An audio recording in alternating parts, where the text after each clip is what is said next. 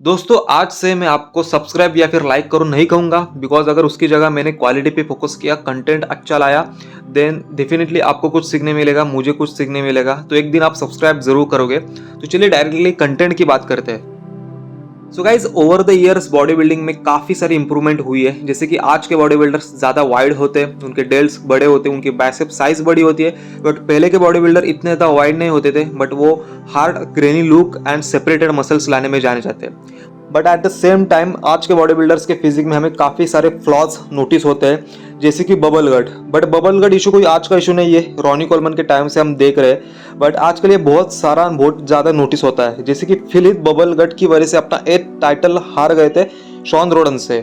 तो दोस्तों ये एक ऐसा इशू है जो कि एक रिनाउंड बॉडी बिल्डर में ज़्यादा नोटिस हुआ है, जैसे कि रॉनी कोलमन, फिलिप एंड काई ग्रीन। इनके फिजिक में ज़्यादा नोटिस होने के कारण लोग आज उसे बहुत ज़्यादा नोटिस करने लगे एंड लोग बॉडी बिल्डिंग को क्रिटिसाइज भी कर रहे हैं।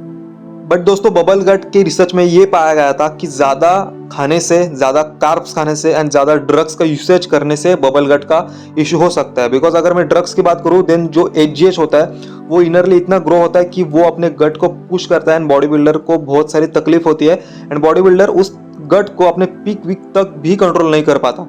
एंड उसके बाद दूसरे रिसर्च में ये पाया गया था कि जो ऑब्लिक मसल है वो अपने एप्स के पोर्शन में इतना ज़्यादा थिक होता है कि बॉडी बिल्डर को स्टेज पे उसे कंट्रोल कर पाना आसान नहीं होता, या फिर बहुत सारे बॉडी बिल्डर्स फेल हो जाते हैं। जैसे कि फिलिप काफ़ी ज़्यादा सफ़र कर रहे थे 2018 के ओलंपिया में।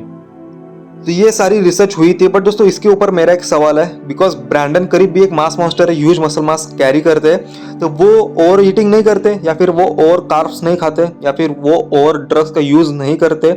अगर वो नहीं करते देन वो इतनी ज़्यादा साइज गेन भी नहीं कर सकते थे, तो उनके फिजिक में गट क्यों नोटिस नहीं होता? तो ये मेरा सवाल है। अगर किसी को इसका आंसर पता हो देन डेफिनेटली आप मुझे कमेंट्स में बता सकते हो, आप शेयर कर सकते हो अपनी नॉलेज।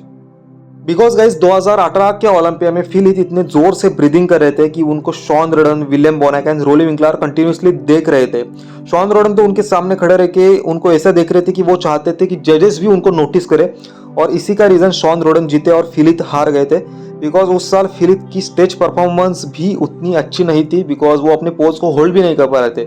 जैसे कि एब्डोमेन विथ थाई का पोज रहता है, उसमें सबसे पहले फिलिप ने पोज छोड़ा था, बाकी सब ने होल्ड करके रखा था, बिकॉज फिलिप को काफ़ी सारी तकलीफ हो गई थी। काफ़ी सारे बॉडी बिल्डिंग लीजेंड्स का ये मानना है कि जब कोई भी बॉडी बिल्डर जीएच का यूज़ करता है बहुत लंबे टाइम तक, देन उसकी जो इंटरनल ऑर्गन्स होते हैं उसकी साइज इंक्रीज होती है, और इंक्रीज होने के बाद उसकी वेस्ट लाइन काफ़ी ज़्यादा ब्लोटेड लगती है एंड काफ़ी ज़्यादा बड़ी लगती है। और ये सच भी हो सकता है, बिकॉज ये स्टेटमेंट दिया है डोरिन येट्स ने, एंड उनके साथ ये होते हुए हमने देखा है 1997 एंड 1998 में। और उस साल से फिलिप को काफ़ी सारा क्रिटिसिज्म मिल रहा था, और इस पे क्लैरिफिकेशन देते हुए फिलिप ने यह बताया था कि काफ़ी सारे लोगों को लगता है कि मेरा स्टमक उस दिन ब्लोटेड था, बट मैं लोगों को ये बताना चाहता हूँ कि मैं एक्चुअली इंजरी से सफ़र कर रहा हूँ। मुझे हर्निया का इशू है 2017 से, और ये इशू अभी इतना मेजर हो चुका है कि मुझे पोज करते टाइम काफ़ी सारा पेन हो रहा था। दोस्तों मैं आपको हर्निया के बारे में बता देता हूँ। तो हर्निया क्या होता है?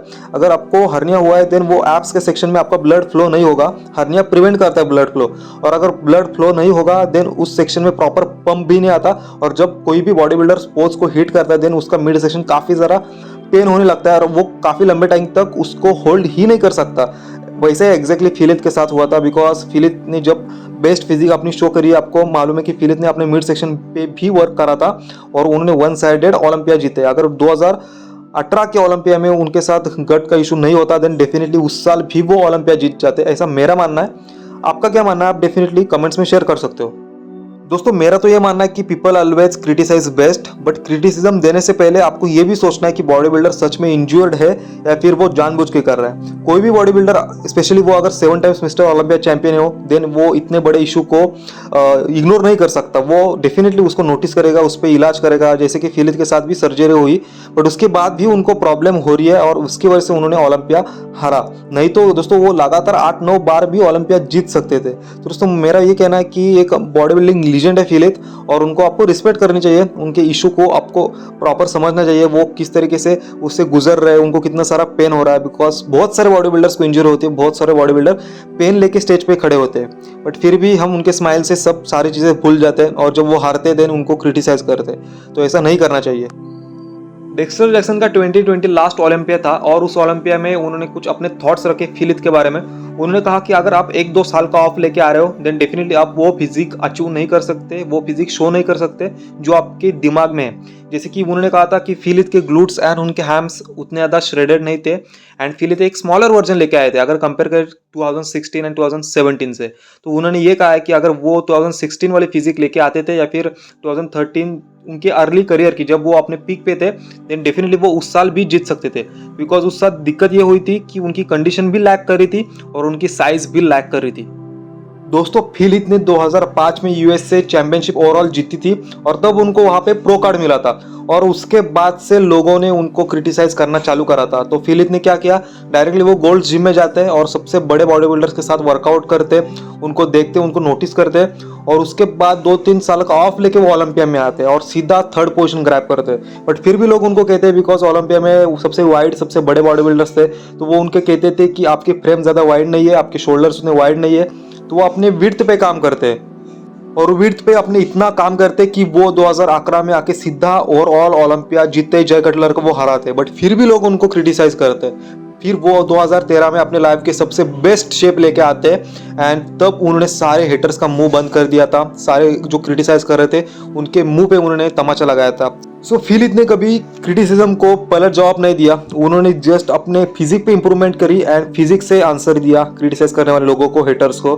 सो that's why Phil Heath is a 7 time Mister Olympia champion and he is a living body building legend. So guys इसके बाद 2-3 अपडेट्स भी कवर कर लेते हैं बिकॉज मुझे लगता है कि इंपॉर्टेंट अपडेट है, आपको देने चाहिए और आप लोग जरूर डिजर्व करते हो उसको सुनना। तो जैसे कि फर्स्ट अपडेट आता है सैमसंग दोदा की तरफ से और सैमसंग दोदा जैसे कि आप सभी लोगों को पता है कि हॉस्टल सप्लीमेंट कंपनी को जुड़े हुए हैं और एक ऐसी कंपनी है जिन्होंने बहुत सारे बॉडी बिल्डर्स को अब तक स्पॉन्सरशिप दी है, फाइनेंशियली सपोर्ट किया है। But Samsung Doda hostel supplement की हिस्ट्री में ऐसे बॉडी बिल्डर बने जिनको कि अभी तक हॉस्टल सप्लीमेंट कंपनी ने सबसे ज़्यादा पे किया है। सो Samsung Doda is officially highest paid athlete of hostel supplements. तो कॉन्ग्रेचुलेशंस टू सैमसंग दोदा और इससे पता भी चलता है कि सैमसंग दोदा की लेवल क्या हो चुकी है बॉडी बिल्डिंग इंडस्ट्री में। सो all the best for his future. उसके बाद दोस्तों जैसे कि वो बॉब जो कमेंट्री करते हैं ओलंपिया में, आप सभी को पता है वो आईएफबीबी प्रो भी है, वो बॉडी बिल्डर भी रह चुके हैं। तो उन्होंने सैमसंग दोदा के फिजिक पे अपने थॉट्स रखे हैं। वो कहते हैं कि सैमसंग दोदा के पास बॉडी बिल्डिंग शेप है, प्रपोर्शन है, सिमेट्री है, मस्कुलरिटी है, जो सारी चीज़ें बॉडी बिल्डिंग में लगती है वो सैमसंग दोदा के पास है। तो सैमसंग दोदा के लिए एक बेस्ट कॉम्प्लीमेंट रही है अब तक, ऐसा मुझे लगता है। उसके बाद एंड्रू जैक की तरफ से अपडेट आता है। तो जैसे कि एक अर्नोल्ड क्लासिक होने वाला है जिसमें एंड्रू जैक कम्पीट करने वाला है, सैमसंग कम्पीट करने वाला है, निक वॉकर भी कम्पीट करने वाले हैं। तो एंड्रू जैक कहते हैं कि डेफिनेटली मेरे टॉप 2 पिक यही रहेंगे कि फर्स्ट नंबर पे निक वॉकर आएंगे, नो डाउट। निक वॉकर को अभी फिलहाल कोई हरा नहीं सकता और सेकंड नंबर पे कोई भी रह सकता है, जैसे कि मैं खुद रह सकता हूँ, ब्रैमी रह सकता है, सैमसंग रह सकता है, क्लैरिडा रह सकता है, बट फर्स्ट नंबर पे डेफिनेटली निक वॉकर रहने वाला है। तो दोस्तों ये निक वॉकर के प्रति उनका रिस्पेक्ट, उनका प्यार, मतलब ये बॉडी बिल्डर, हर कोई बॉडी बिल्डर आजकल कहता है कि मैं ही जीतने वाला हूँ, बट जो एंड्रू जैक की मेंटेलिटी है, उनका माइंडसेट टोटली अलग है और ये डाउन टू अर्थ मेंटेलिटी दोस्तों मुझे काफ़ी अच्छी लगती है। और वो साथ ही साथ अपनी फिजिक भी शो करते हैं। तो फिजिक आप देख सकते हो दोस्तों, ओवरऑल ड्राई फिजिक उनकी आती है और उनका कंडीशन का ज़्यादा इशू नहीं होता। बट दोस्तों ओलंपिया में उनको फीवर था 102, 103, वो कम्पीट भी नहीं करने वाले थे। बट उनके जो कोच थे जॉर्ज फरा, उन्होंने उनको इतने हद तक पुश करा कि उन्होंने कम्पीट किया। और इतने ऐसी सिचुएशन में, क्रिटिकल सिचुएशन में जब बॉडी बिल्डर कम्पीट करता है दोस्तों, just hats off to body builder, because वो पहले से पीक वीक में सफर कर रहा होता है। उसके बाद वो कार्ब लोड करके स्टेज पे आता है, स्टेज पे पोज को होल्ड करता है। ये सारी चीज़ें दोस्तों बियॉन्ड आवर इमेजिनेशन है जो कि बॉडी बिल्डर करते हैं। सो मैं इनके लिए भी एक्साइटेड हूँ। हो सकता है कि वो ओलंपिया में सच में निक वॉकर के बाद में प्लेस हो जाए। So all the best to all the athletes competing in Arnold Classic. So that's all about today's video. Content अच्छा लगा है गाइज, देन आप कमेंट्स में मुझे बता सकते हो। आपके कमेंट्स बहुत ज़्यादा मैटर करते हैं। कुछ इशू हुआ है, कुछ गलती हुआ है, देन वो भी बता सकते हो। और कौन से टॉपिक पे आपको वीडियो चाहिए वो भी डेफिनेटली मुझे बताना। Thank you so much.